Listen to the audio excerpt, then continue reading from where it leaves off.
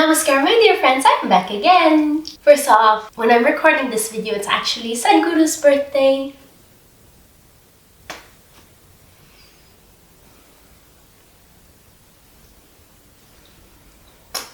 Today's episode is going to be a combination of a life update, what I have been up to lately, my experience of listening to Mahabharata, and my short visit to Triple I during Ganesh Chaturthi. So, story time.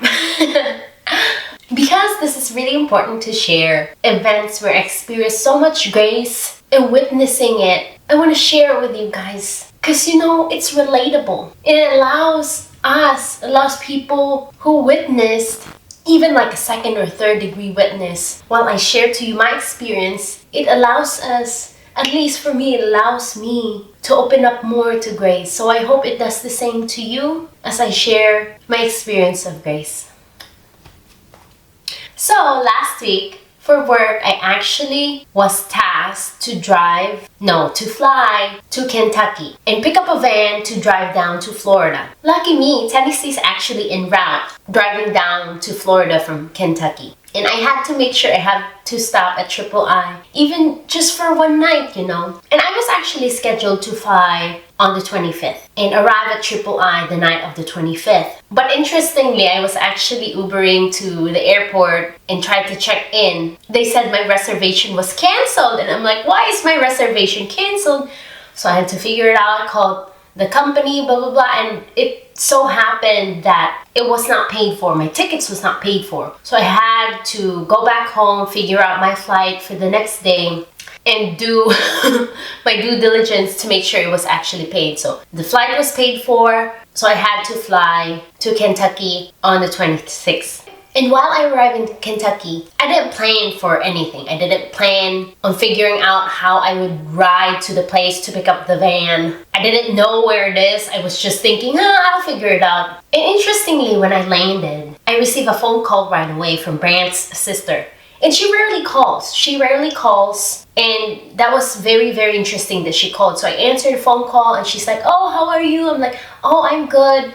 And she asked me if I was available to talk, and I'm like, I'm not available right now because the plane just landed and we're going to the plane. And she asked me like, oh, why was I on an airplane? And I told her like, oh, I was there for work.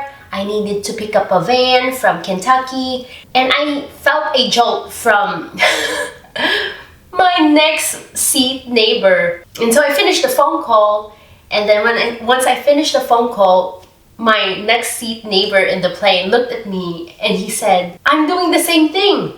I'm picking up a van in Kentucky to drive to the university, as was I. And so we talked about it, and I asked him which university he worked at. He said University of Central Missouri, and I'm in University of Central Florida, and So we kind of linked up. We talked about getting an Uber ride to the place to pick up the van, and we shared the fare, etc., etc. And I tell all of you that was actually a miracle too. I didn't plan for anything, but coincidentally, the person right next to me was somehow situated to be beside me, and that phone call had to happen for me to be able to actually do what I needed to do, which is to pick up the van. And it became so easy. He knew where to go, as he was already familiar with the place, so I didn't even really need to do any research or Googling to figure out where I needed to go. And so we were there, we were ready to pick up the van. And I think it was also grace for him to be right next to me, because when we were there and we had to show our licenses to verify that yes, we can drive the van, etc., his license was not valid. So because his license was not valid and mine was, I offered to him hey, I'll pick up the van. Once they issue the van to me, I can drive you to the library and you can print out a valid license. And he's like, yeah, ma'am, I really appreciate that. And I thought that was a very, very nice moment where grace allowed for us to meet, to help each other. And because of that, I was actually able to go to Triple I just in time before the Welcome Center closed. And when I arrived, I asked, oh, what's going on? And they told me there was a bonfire happening that night to celebrate Ganesh Chaturthi.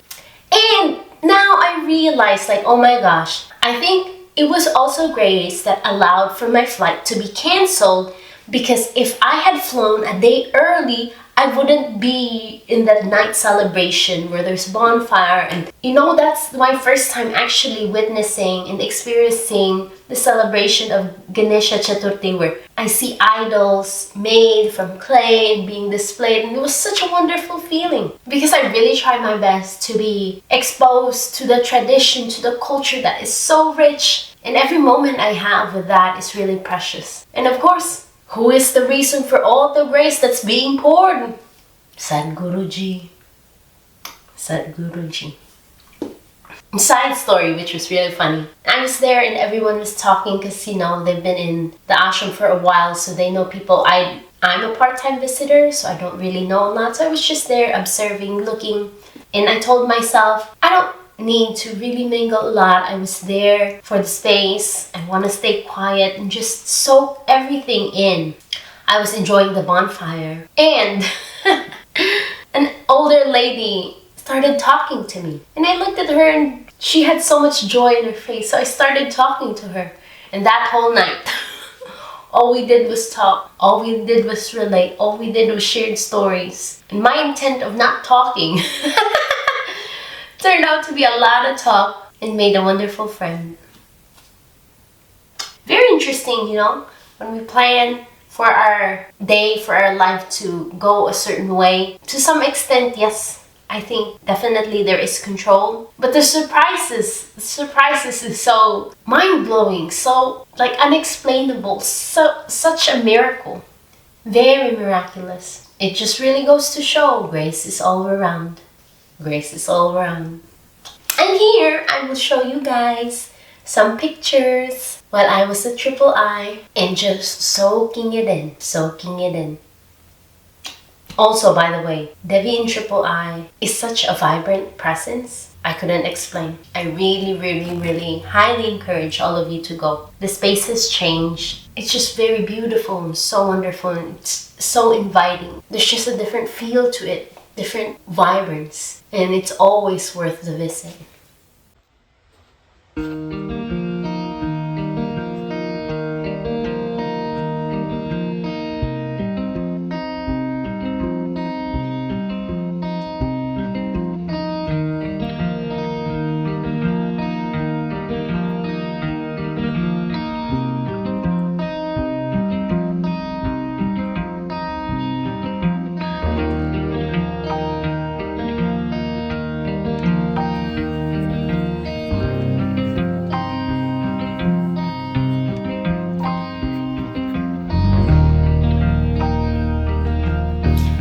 Lately, I have been listening to Sadhguru's storytelling of Mahabharata on Sadhguru Exclusive. And I really appreciated how Sadhguru stated his intent of delivering the story so that we learn from their experiences. We get to experience their experiences based on what is relevant to our times, to, the happenings, the modernness of the age we are living right now, where we get to experience the Kurukshetra war, but not really partake in the brutal killings.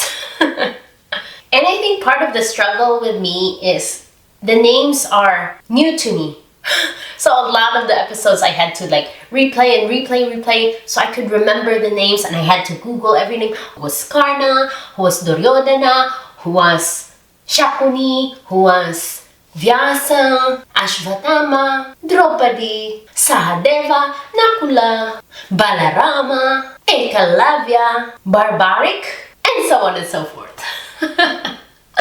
There were so many characters, I couldn't keep up. And I really appreciated it. Sadhguru's storytelling, how he narrated the richness of the culture, the complexity of the characters' motives, the characters' aspirations, and the beauty of their imperfection. And while reflecting on it, it's basically the same thing that's happening to us all around us. The drama there is in our life is the same drama that's happening in Mahabharata, and having to listen to it through Sadhguru's perspective, through Sadhguru's mystic eye, as he would say, put some light into the drama in our everyday life. And I think it gives me some insight and some tools to navigate every day effortlessly. The struggles of Dharma and Adharma, the amalgamation of all the layers, tangles, I would say, of every single life's aspiration is so complex, yet Sadhguru never fails to tell the story in a very relevant, in a very inspiring and beautiful way. I'm probably gonna listen to it again from the very beginning because it's just very, very relatable. Like, we don't have chariots, but we have electric vehicles. We don't have game of dice, but we have fantasy football leagues. We don't have the 18-day Kurukshetra war, but we have unending internet wars. And these are just like a few of the parallels of the drama they're experiencing, which is very much similar to ours. But one significant parallel though, how Sadhguru has described and told stories about Krishna, his intention, his nature, and the wild, wonderful adventures. Just think about it. It's very much like Sadhguruji. So listening to the story through Sadhguru, I feel like I'm graced by Krishna's presence through Sadhguru. I get to experience Krishna because of our dear Guruji. So when I thought about recording this video, I was thinking of talking about how everything that we do can be sadhana. And I was thinking about like telling you guys examples. But life has been really, really rich lately, so I just wanted to share all of it. Going back to it though, that everything that we do can be sadhana. I don't really know this process to its core, but I feel like I'm experiencing the nature of it from time to time. And how I go about this is first, I shut up, like shut my mouth, I stop talking. And then I silence my mind. Then I observe my surroundings, just paying attention and being open to everything, anything that is around me. And in that moment, there's always profoundness of experience. And it's not like grand or fireworks, but it's always profound. Like as simple as me lighting my lamp, or even like the drive from Triple I back to Florida, or the process of like cleaning my puja space, even experiencing and suffering through my migraine. I know I needed to work on learning how to not suffer through the pain. Work in progress, work in progress. But as usual, Sadhguru is right. Every moment is a doorway to the divine. If you're open enough, vulnerable enough, and if you allow it. Namaskaram. So yes, you guys, thank you for allowing me to share experiences of grace, experiences of profoundness, and the process of walking with Guruji, just riding along, just keeping him close, knowing that he is always there, every step, if you allow him, and we just have to do our part. Namaskaram.